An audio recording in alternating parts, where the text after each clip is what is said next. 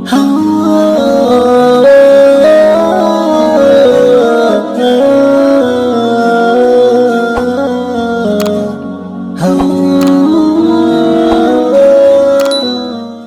بیویوں کو ایک گھر میں رکھنا، چار بیویوں کو ایک گھر میں رکھنا جائز ہے یا نہیں، اور ان کی اولادیں آپس میں محرم ہوں گی یا نامحرم؟ اولادیں تو سب محرم ہوں گی کیونکہ باپ سب کا ایک ہے، تو سب بہن بھائی ہوں گے آپس میں، باپ شریک۔ باقی یہ کہ چاروں کو ایک گھر میں آپ رکھیں، لیکن خود پھر اپنے لیے کوئی الگ گھر کا انتظام کرنا پڑے گا آپ کو۔ یہ ہو نہیں سکتا کہ چاروں ایک گھر میں رہیں اور پھر آپ بھی اسی گھر میں رہیں۔ ایک صورت ہے، آپ اگر اسی گھر میں رہنا چاہتے ہیں جس میں چاروں ہیں، تو پھر آپ بلٹ پروف جیکٹ تیار کریں، بہترین ہیلمٹ جس پہ ڈنڈے کا اثر نہ ہو، بم دھماکوں کا بھی اثر نہ ہو، بیلن کا بھی اثر نہ ہو، وہ ہیلمٹ پہن کے آپ گھر میں رہ سکتے ہیں۔ تو یہ تو میں آپ کو ایک سجیشن تھی کہ اگر آپ کی چار بیویاں، تو اللہ کا واسطہ یہ حماقت آپ کبھی بھی نہ کریں۔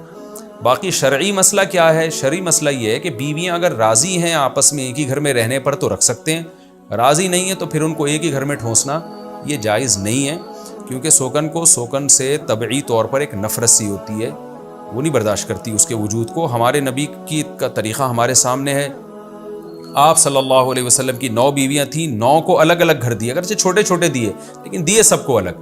کہیں نہیں ملتا کہ ایک زوجہ کو، 2 زوجہ کو ایک ہی گھر میں آپ نے رکھا ہو۔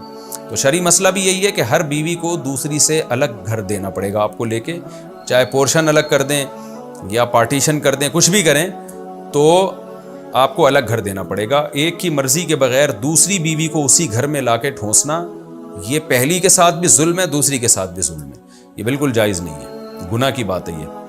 آج کل 4 بہنیں اکٹھی نہیں رہتی ہیں، آپ 4 بیویوں کو کیسے رکھیں گے؟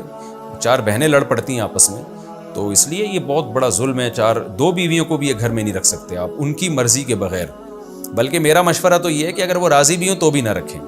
بعض دفعہ بیویاں راضی ہوتی ہیں، جی ہم دونوں بہنوں کی طرح رہ لیں گی، رہنا شروع کرتی ہیں، پھر ان کے جو اختلافات ہوتے ہیں اس میں ایسی نفرتیں پیدا ہوتی ہیں کہ پھر اگر آپ ایک کو مریخ میں رکھیں اور ایک کو جو ہے وہ کسی اور سیارے پہ رکھیں تو بھی ان کے آپس میں چپکلش چلتی رہتی ہے، ایسی لامتناہی جنگیں شروع ہوتی ہیں۔ تو اس لیے بہتر یہی ہے کہ بھائی ان کو الگ الگ رکھیں آپ، اور ایک دوسرے کی مرضی کے بغیر تو اکٹھا رکھنا جائز بھی نہیں ہے۔